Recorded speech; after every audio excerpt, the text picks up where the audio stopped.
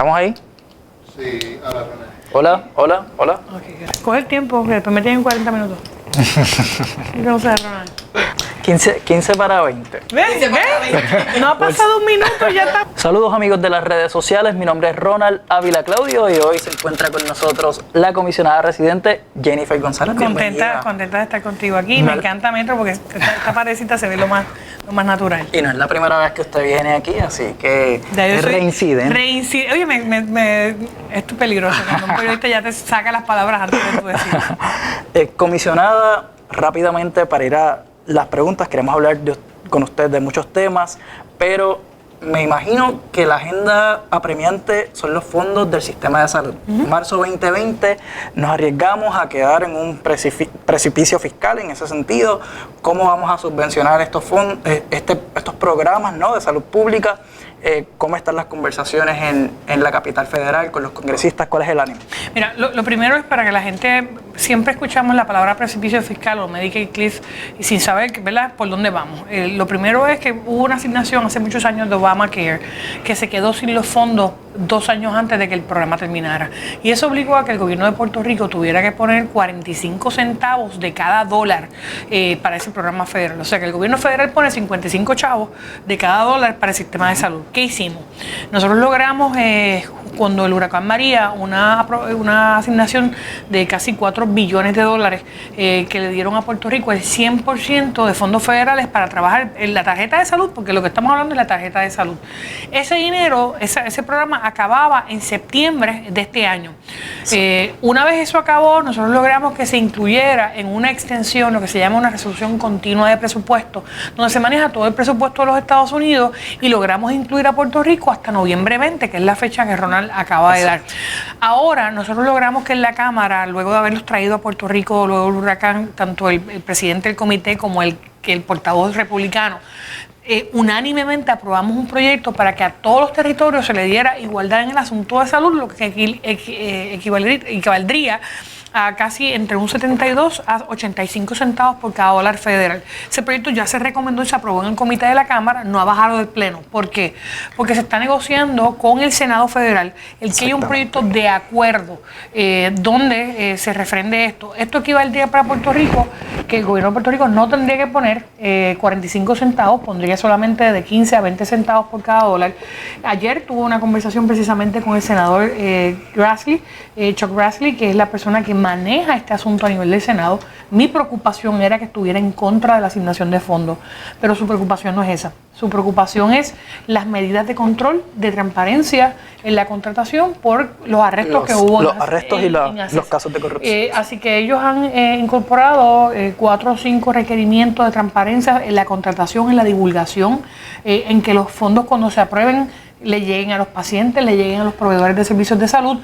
Y eso, mientras estamos hablando aquí, se está todavía negociando con republicanos y demócratas. ¿No le preocupan las elecciones? El año que viene es año electoral, puede quedarse Puerto Rico pillado en todo este proceso. Este proyecto no va a bajar, este proyecto no va a bajar independiente, va a bajar como parte de un ómnibus o una medida de presupuesto general. Y eso es lo importante, ¿verdad? Que estamos buscando insertar, la medida se aprueba individual, pero es para obviamente hacer el trabajo, pero la iniciativa es que se pueda aprobar en este proyecto de paquetes económicos.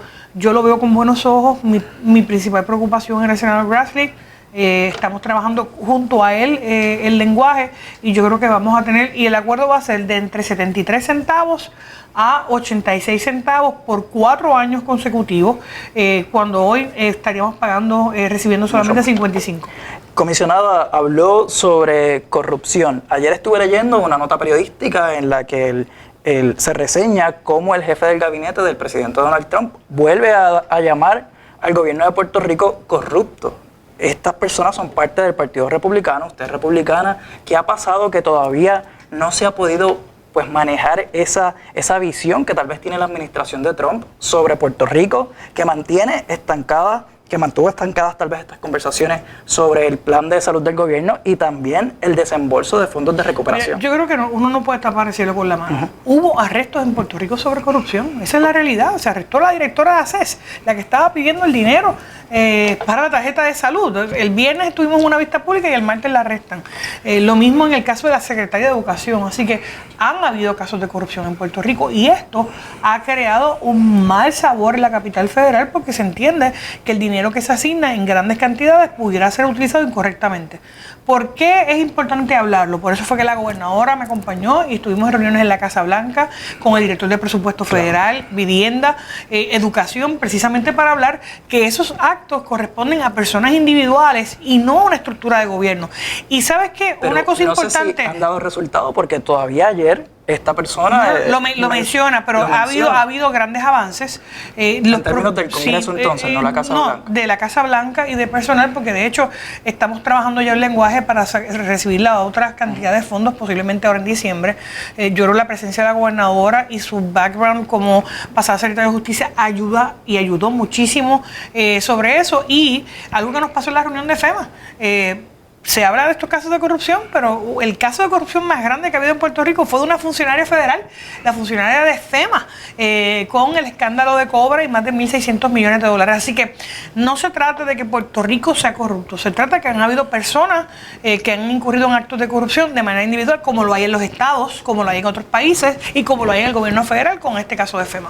Comisionada, en términos de los actos de violencia, ahora pues regresando a la isla, saliéndonos del tema del gobierno federal específicamente, hubo esta semana 14 asesinatos en lo que va de año, 489 asesinatos, solamente se esclarecen, y eso fue portada de Metro esta semana, se han esclarecido un 31% de estos casos de violencia. ¿Qué se puede hacer? Aquí a nivel local han estado hablando de iniciativas del pasado, como encender nuevamente los biombos, cambiar horarios a policía, pero no sé si desde la capital federal hay alguna iniciativa que podamos traer. De hecho, ya nosotros hemos trabajado el lenguaje, incluido en las asignaciones de presupuesto para el Departamento de Justicia Federal, que le requiera más asignación de recursos a Puerto Rico. De hecho, este año se nombraron nuevos fiscales federales por una iniciativa nuestra que logramos identificar por la ola criminal temprano en el año, y se asignaron más recursos de hombres y mujeres para trabajar en el Departamento de Justicia Federal en Puerto Rico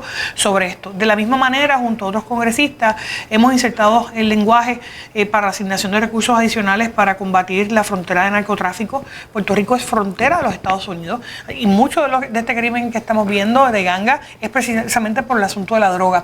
Así que hay dos cosas: la frontera del Caribe y el Caribbean Border, donde se han asignado recursos para asistir en la identificación, obviamente recoger la droga, y aquí estamos hablando del componente de seguridad completo, desde el Coast Guard, la DEA, las agencias federales y las agencias estatales. Me alegró mucho ver que el nuevo fiscal federal en Puerto Rico acogiera lo que había sido el uso y costumbre de la pasada fiscal federal, Rosamilia Rodríguez, de hacer un trabajo en equipo con la Policía de Puerto Rico y el componente de seguridad, porque tiene que haber más integración federal para manejar el asunto de criminalidad. ¿Por qué? Porque no tenemos los mismos recursos. Y se habla mucho de estas iniciativas que tal vez son a corto plazo, pero expertos hablan y analizan que estas situaciones se dan por la desigualdad social, por la pobreza.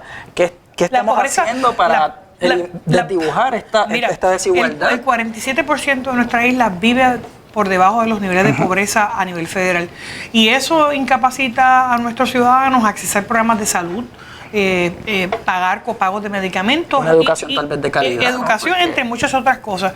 Por eso muchos de los proyectos que nosotros hemos estado radicando van todos en esa dirección. Estamos a la espera de que ya por fin se baje a la Cámara el ingreso por trabajo, el Child Tax Credit, para los matrimonios que tengan hijos menores, que solamente hoy reciben el crédito por el tercero, pero no por el primero y el segundo. Lo mismo el crédito por ingreso al trabajo. Si tú trabajas y generas menos de $20,000, $25,000, recibes un crédito por trabajar. Esas son iniciativas que devuelven dinero a la isla. Adicional a eso, tienen las medidas de salud, otras para nuestros personas de 65 años o más, sobre específicamente los copagos de medicina. Todas estas medidas en separado son medidas de desarrollo económico, pero tú tienes toda la razón. O sea, pasa eso cuando tienes una lucha de drogas, pasa eso cuando no hay dinero en la calle, cuando tienes unos niveles de pobreza mayores. Por eso precisamente es que nosotros estamos buscando esas iniciativas. También se ha hablado que la Junta de Control Fiscal continúa recortando estos servicios esenciales. Por ejemplo, la Universidad de Puerto Rico, ayer el presidente de la institución, Jorge Haddock, dice que probablemente va a tener que cerrar recintos porque el recorte para el próximo año son 71 millones. Él dice que es insostenible y este asunto de la falta de una educación accesible puede hacer que estas personas recurran a este tipo de economía subterránea. Yo no quiero propiciar, ¿verdad?, el decir que por una cosa la gente tiene que coger las armas, ¿verdad? No es definitivo, pero puede ser un factor en la ecuación. Hay un factor de pobreza en la isla. Aquí, cuando tú tienes un mercado de drogas, como lo es Puerto Rico, donde se importa la mayor cantidad de cocaína técnicamente para transferirse a los Estados Unidos, pues tú tienes que manejarlo con las herramientas, y las herramientas son herramientas federales y estatales, y eso fue lo que vimos esta mañana en una de estas reuniones. Yo espero que se redoblen, ¿verdad?, esos esfuerzos, y no solamente en la asignación de recursos adicionales, también cuál va a ser la política pública sobre alguna de estas cosas. Comisionada, en términos del Departamento de Educación específicamente, hay 1.5 millones congelados porque todavía no hay un síndico federal para que administre estos fondos. No se puede hacer algo para que se desembolse.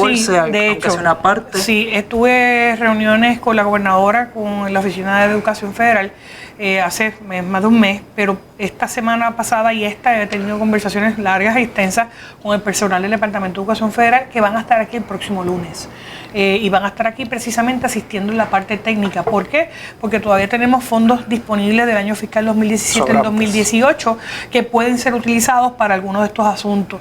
La gobernadora identificó unas partidas de 50 millones para el área de educación especial que la Junta ya aprobó. Así que el problema es que el gobernador Rosselló había firmado un acuerdo de nombrar un tercer agente fiduciario o un monitor, y eso va a una subasta, eso es como una contratación. Ese proceso está corriendo actualmente, pero cuando se vendrá a ver en efectividad va a ser marzo o abril del año que viene. Pero en el camino, cómo tú manejas el asunto de educación. Por eso la asistencia técnica, también la gobernadora nombró a la fiscal federal, Jacqueline Nova, a trabajar los señalamientos y los hallazgos de cosas que no se habían hecho bien en educación. Y recuerden, esto viene por el problema del arresto de la Secretaría de Educación. Así que todo esto exacerba cómo se manejan los fondos federales, porque estamos hablando de la partida más grande que recibe Puerto Rico en fondos federales en educación y salud. Y son las dos áreas donde hubo arresto. Pero en términos de los 1.5 millones no vamos a ver ni un dólar hasta que no haya el síndico. Mira, yo creo yo no lo veo así. Yo creo que hay una buena disposición de buscar alternativas para que no se afecten los servicios de educación. Y tenemos una proyección de cuándo se contrataría esta empresa, cuánto tardaría este proceso. Eso va a un proceso de subasta pública que está corriendo, según hablamos. La semana que viene van a haber funcionarios del Departamento de Educación Federal aquí, hasta el momento, ¿verdad?, para trabajar junto al Departamento de Educación Estatal las maneras de contestarlo. De hecho, ya la gobernadora tiene unos equipos de trabajo junto al secretario sobre este asunto, así que yo espero que vayan bien encaminados. Comisionada, viendo un poco el escenario de las elecciones del año próximo, todavía no voy a hacer la pregunta, esa está siempre en la lista y siempre dispara. Pero quiero hablar un poco sobre el presidente. ¿Cuál es su posición sobre el residenciamiento de Donald Trump? Mira, aquí todos los días sale algo nuevo, ¿verdad? Con la trama rusa, ahora ucraniana, los abogados. La realidad es que desde el 2017, desde el día 1, que el presidente fue juramentado, la delegación demócrata en la Cámara ha dicho que va a ser un proceso de impeachment.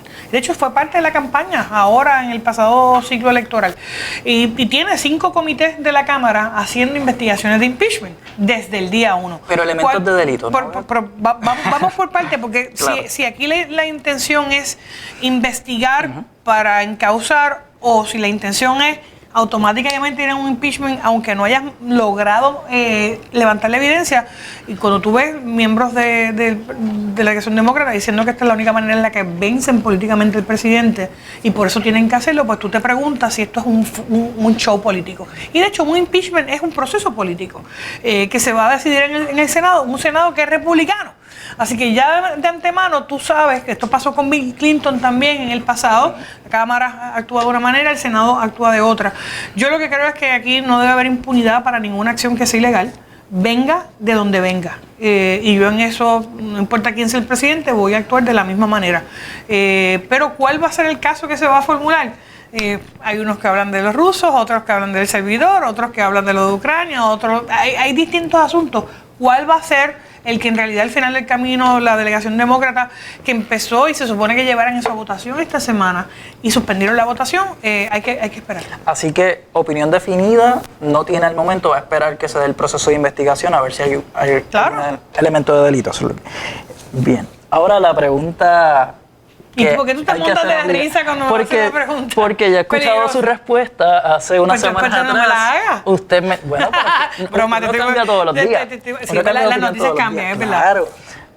Realmente, usted había mencionado que no era tiempo de candidatura, pero se acorta el tiempo. En diciembre ya usted debe, pues, públicamente estar en carrera para un puesto u otro. Yo estoy seguro que la decisión debe estar ya tomada. Pues no lo está. Yo te tengo que decir que yo hoy estoy enfocada en mi gestión en la capital federal, le estoy dedicando todo mi tiempo a eso. Es algo que me gusta, que conozco, que domino. Así que estoy enfocada en todo lo que hay que hacer en la capital federal. Ciertamente también he recibido muchas peticiones de la gente, de la base de mi colectividad, de los líderes. ¿El PNP le ha pedido correr para la gobernación? Sí, tengo líderes de PNP que me han pedido que corra para la gobernación y cuando a ti te hablan, tú no puedes despachar las cosas inmediatamente. Eso es un asunto que conlleva mucho mayor análisis. Gracias a Dios las candidaturas no son ahora, como tú muy bien dices, esto es en diciembre y yo tengo tiempo para, ¿verdad?, evaluar todo eso y decidirlo. Yo no lo descarto. Pero tampoco estoy haciendo campaña en ese sentido que no sea en mi gestión en Washington.